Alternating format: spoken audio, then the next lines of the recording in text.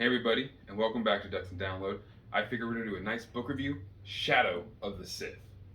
This book was amazing. Spoiler-free review real quick.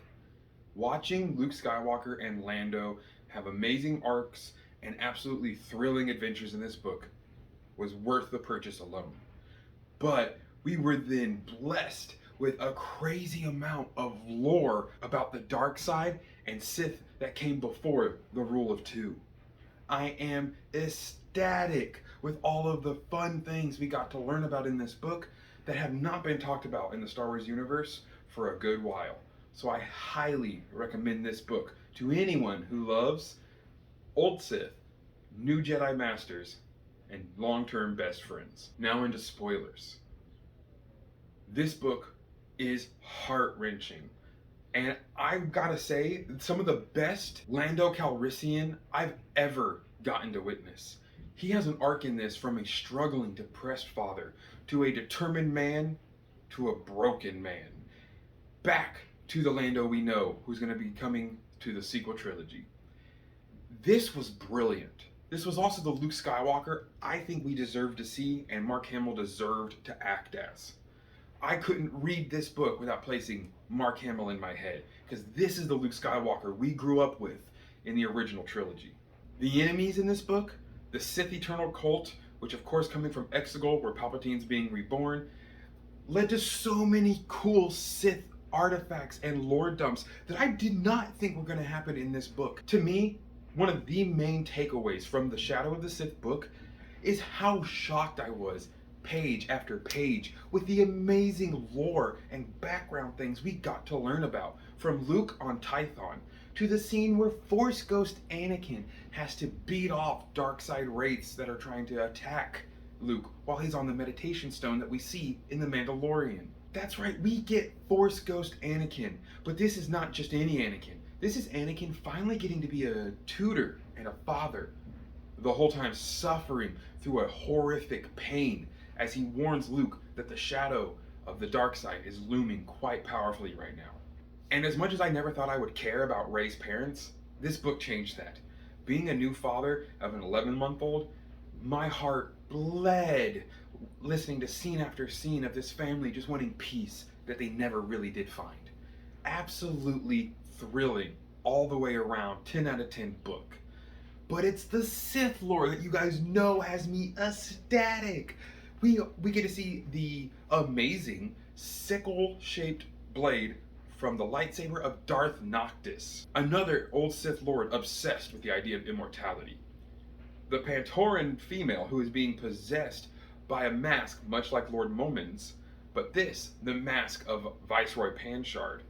She has to use that saber and the mask she's wearing as her body is constantly taken over by the Viceroy Panchard, for her to do his biddings while he looks for another host. Because almost everybody in this book, Ochi of Bestoon, Luke Skywalker, and the Viceroy Panchard mask, are all trying to get to Exegol. Now, I never thought Exegol was going to be a big thing for me. I knew there was some cool stuff and it looked really nice, but this book made me care about Exegol in a way I never thought possible.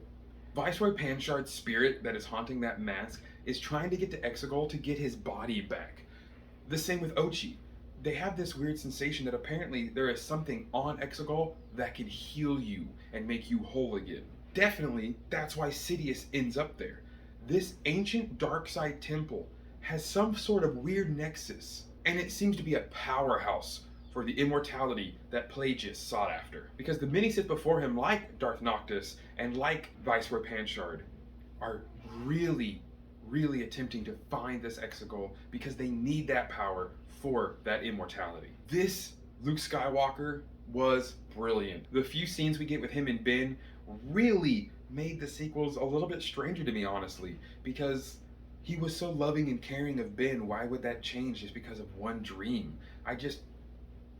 Trying not to get too far into a sequel black hole here, but man, it just doesn't make sense with the Last Jedi. Lando's story of constantly hunting his daughter and trying to find her, but becoming his own man again to help Rey and her parents.